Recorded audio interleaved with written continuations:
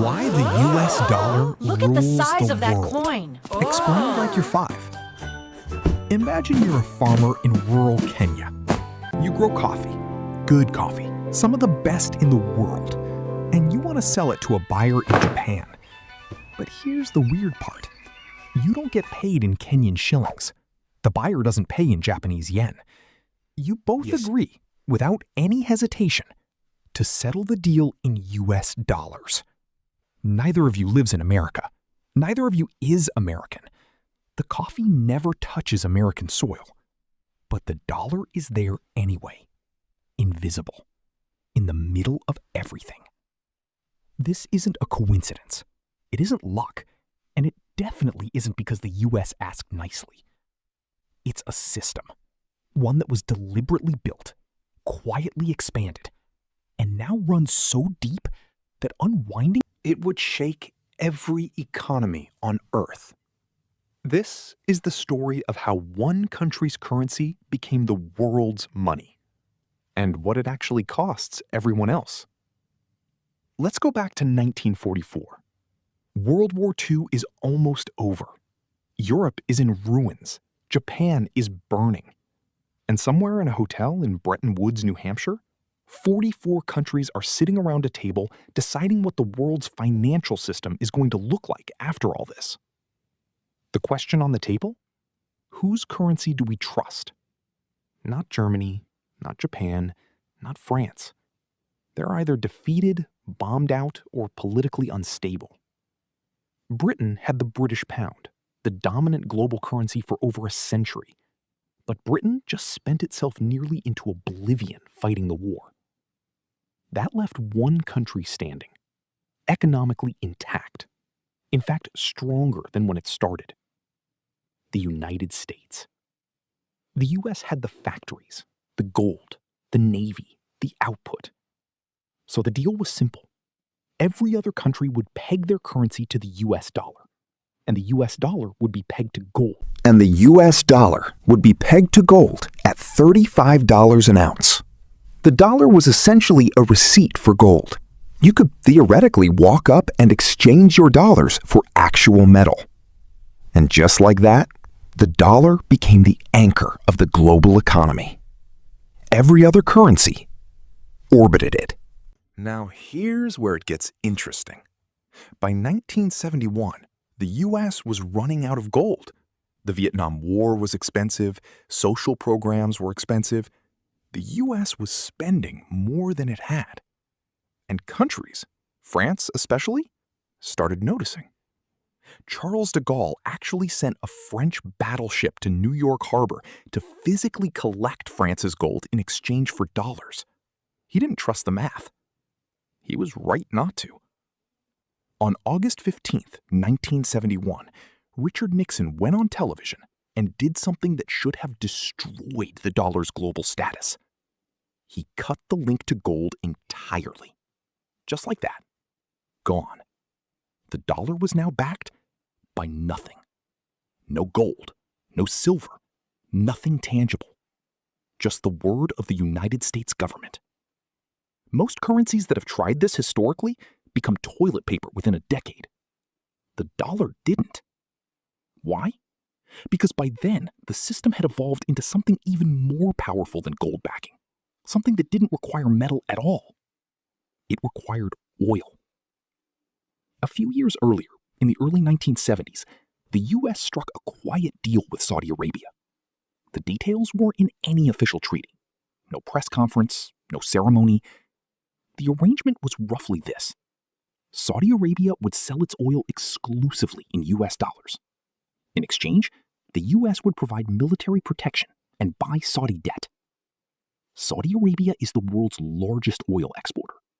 If you want their oil, if any country on earth wants their oil, you need dollars first.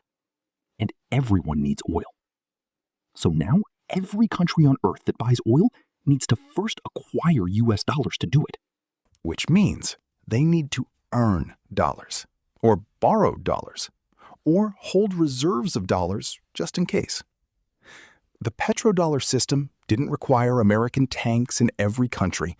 It just required that the most essential commodity on Earth be priced in one currency. That was enough. Here's the math that makes this genuinely strange. Right now, roughly 60% of global foreign exchange reserves are held in US dollars. Countries park their national savings, the money they hold to stabilize their economies, predominantly in dollars. About 88% of all international currency trades involve the US dollar on one side. When companies in South Korea do business with companies in Brazil, they often invoice in dollars. 2 countries, 0 Americans. And the US government knows this, has always known this. Because here's the part they don't teach in high school economics. When the rest of the world needs dollars, the US gets to simply print them. Not metaphorically, literally. The US can run a trade deficit, importing far more than it exports, and finance it by issuing debt denominated in its own currency. Debt that the whole world happily buys, because dollars are useful. The economist Barry Eichengreen called it the exorbitant privilege. France called it unfair. Most of the world quietly absorbs it. The US borrows in dollars. It prints dollars. The world accepts dollars. The circle holds. Now step back and feel the full weight of that for a second. If Kenya runs out of money and needs to borrow internationally, it borrows in dollars. It pays interest in dollars. If the dollar gets stronger, Kenya's debt gets more expensive, even though Kenya did nothing. If Argentina's currency collapses, as it has, repeatedly, ordinary Argentines rush to convert their savings into US dollars, because even an unstable dollar is more stable than their own government's promises. If Russia gets sanctioned, the weapon isn't bombs. It's being cut off from SWIFT, the messaging system that facilitates dollar transactions, which is effectively being cut off from global trade. The dollar isn't just money. It's infrastructure. It's leverage. It's the foundation the whole network runs on. And the US is the only one who gets to set the rules. But here's the tension that's building right now. This system only works if the world trusts it. And trust is a fragile thing.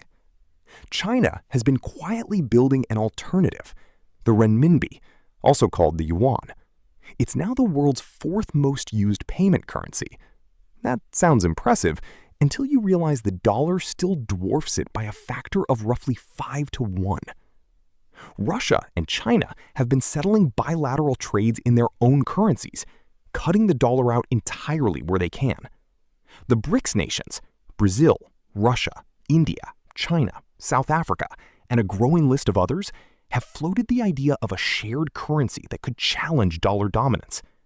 Saudi Arabia, for the first time in 50 years, has suggested it might accept yuan for some oil sales. These aren't revolutions, not yet, but they're cracks, and cracks have a way of spreading. Here's the uncomfortable question that nobody has a clean answer to. The dollar's dominance has given the US enormous power, the ability to sanction enemies, finance deficits, and set the terms of global trade. That power is real. But it's also created a fragility. The US has a $35 trillion national debt, and climbing. It runs perpetual deficits. It relies on the world continuing to absorb its dollars, because the alternative, a world that doesn't want dollars, would be genuinely catastrophic for American living standards. In other words, the exorbitant privilege comes with an exorbitant dependency. The US needs the world to keep believing in the dollar, not because the math demands it, but because the moment enough people stop believing, the moment the psychology shifts, the whole thing unwinds. That's not a prediction. It's just arithmetic. So the next time you see a price tag, a loan, an oil deal, a foreign aid package, a sanction, or a currency crisis, somewhere underneath it, almost certainly, is the dollar. Not because it's the most beautiful currency, not because America is the most virtuous country, but because 80 years ago, a group of exhausted men in a New Hampshire hotel decided to build the world around one country's money. And the world has been running on that decision ever since. The question isn't whether the system is fair. The question is what happens when enough people decide it isn't. We don't know the answer to that yet, but we're starting to find out.